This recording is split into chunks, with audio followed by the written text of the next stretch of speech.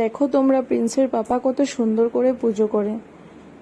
বিয়ের আগে আমি জানতাম না, মানে আমি শুনিনি কারো মুখে ছেলে মানুষ যে এত সুন্দর করে পূজা করতে পারে বা ফাস্টিং থাকে। তারপর মানে শিব পূজা করে, অনেক পুজো করে, তো এত ধার্মিক আমার হাজব্যান্ড। ভালোই লাগে।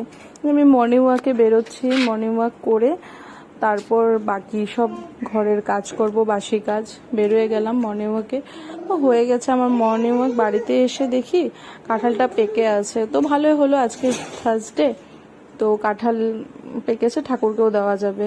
এই তো স্নান করে বেরোচ্ছে এখন পুজো করার জন্য। ছেলে মানুষকে পুজো করলে খুব ভালো লাগে।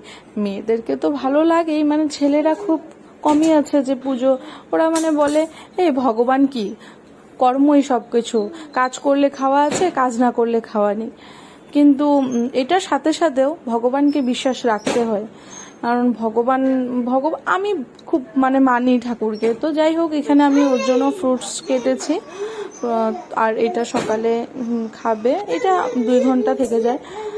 তারপর আমরা বেরোয় পড়লাম ডক্টর দেখাতে। আজকে প্রিন্সের পাপাকে ডক্টর দেখাবো, কারণ ওর মানে খুব দাঁতে পেন হচ্ছে 3 দিন থেকে।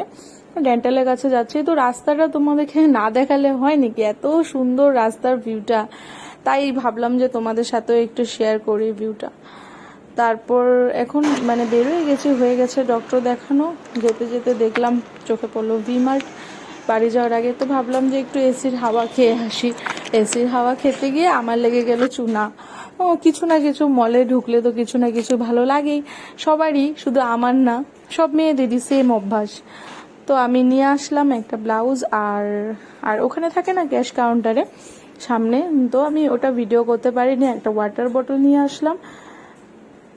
বোতলটা মানে খুব বড় সাইজের, দেখে ভালোই লাগলো যে না, জল খেলে এটা মানে মাপ থাকবে একটা 2 লিটারের।